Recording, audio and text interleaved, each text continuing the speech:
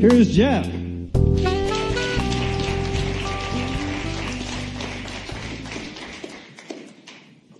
I carry a chocolate shake with me as I walk up to my father's room. The nurse had called and said that he wasn't feeling well, but she never told me that this would be his last day. When I went in the room, my dad wasn't talking. He could gesture with his face. He could nod his head. What would I talk about? The things that we needed to be talked about had been put off always to talk about on another day. But there was one thread that pierced both of our souls, and a river runs through it. The river where my father taught me how to fly fish in southwestern Montana. Dad, do you remember that time when we were on the river and you cast your red and white fly right next to mine? My dad grinned and nodded his head. 50 years before, I was 12 years old and was standing up to my hips on the river fly fishing. To my left are rapids about 50 yards away that slowly slow down and come to a huge widening of the river, and where it got deeper and slower. My dad had walked to fish the upper waters.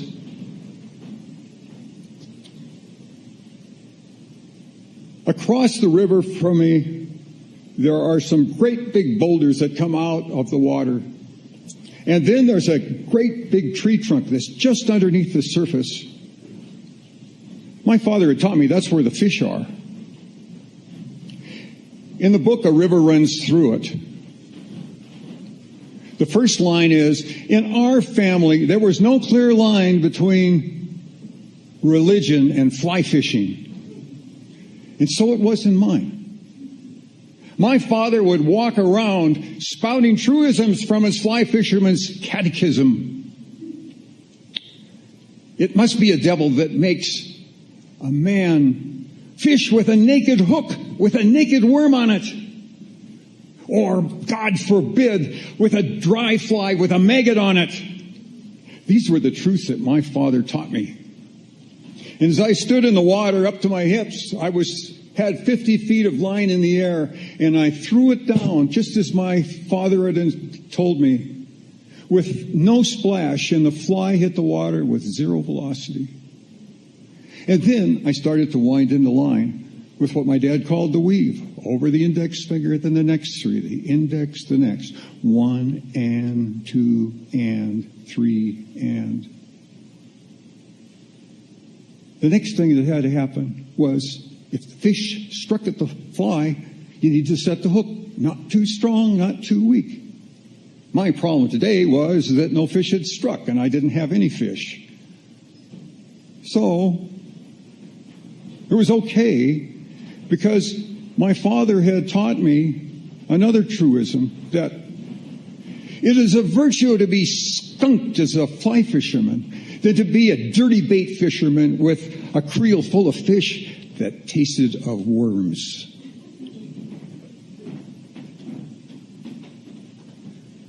Besides, it was always peaceful on the river. Nothing ugly ever happened here. But the same thing had happened again last night. Mom had cooked dinner. My sister and I and Mom waited for my dad to come home, and he came home hours later, mean drunk. And there was some arguing and yelling and screaming and the slamming of a door. And my sister and I retreated up to our bedrooms in tears.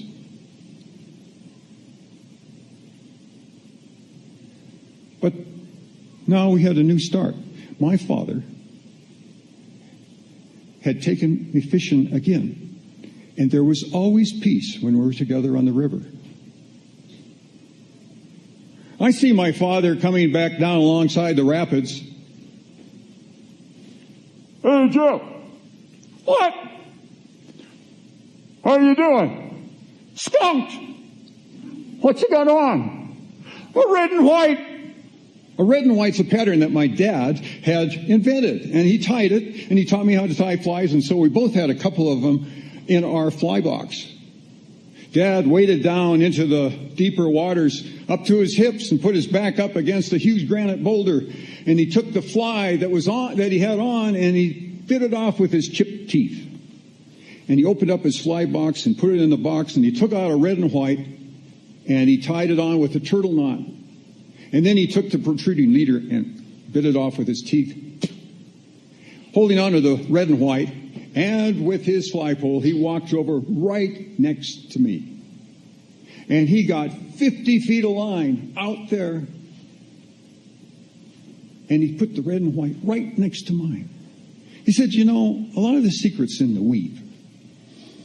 1 and 2 and 3 and 4 and 5. Yeah! He pulled out a 2-pound brown trout right next to my red and white fly. Well, some of you may think that this is one-upsmanship by the old man, but I never ever saw it that way. My dad had taught me how to fly fish, and now he was teaching me how to catch fish. I wiped the chocolate milkshake off my dad's mustache, and jokingly I said, Dad, I was really ticked off when you stole my fish with the red and white.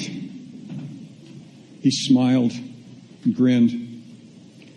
And then I said, Dad, I want to thank you for the times that we had together on the river.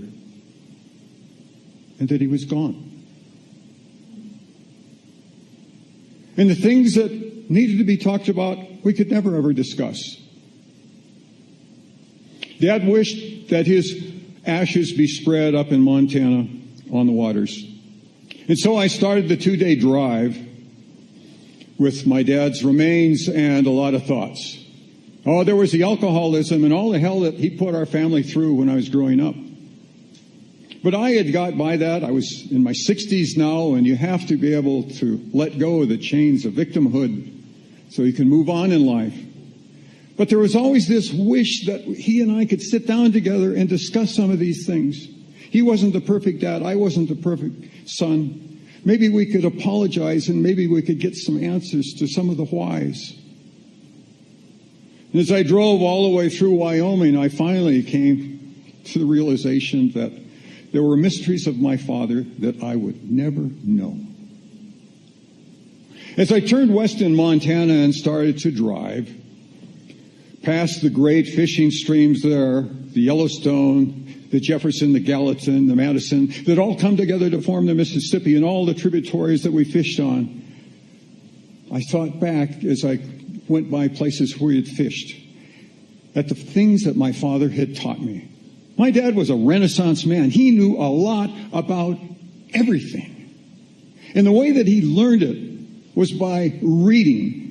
He would take a subject and he would read the book completely through, and then he would apply it. Then he'd go back and reread the book, and then he would apply it and go back and read another book and apply it. When we were out on the stream, Dad would point out the name, genus, and species of every single wildflower that was around.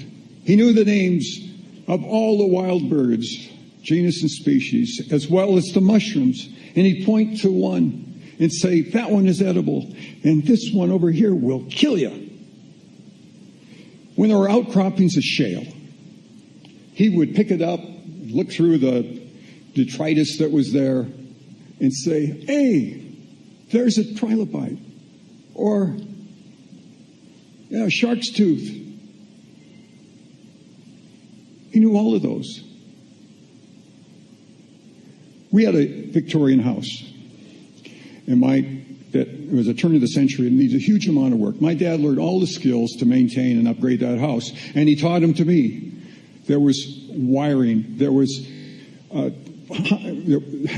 wiring, and there was plastering and carpentry and plumbing and heating.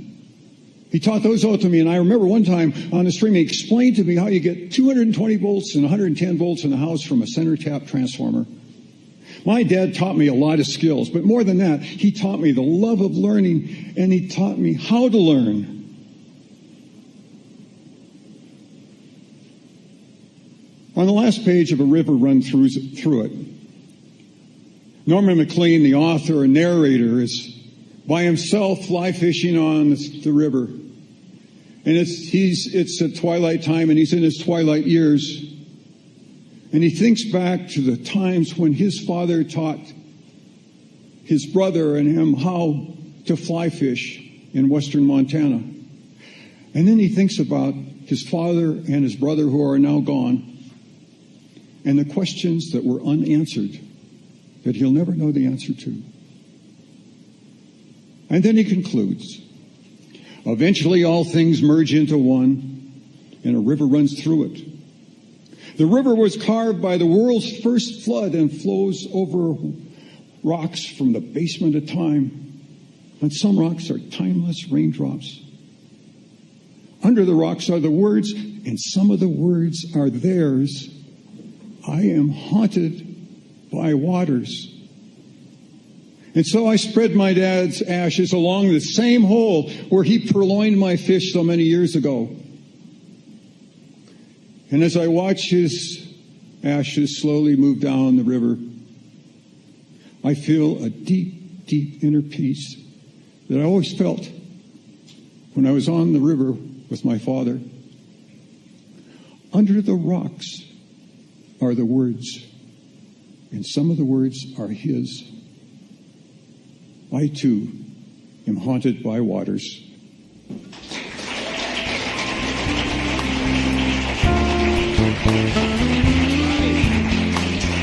Let's hear it for Geoff. Come on.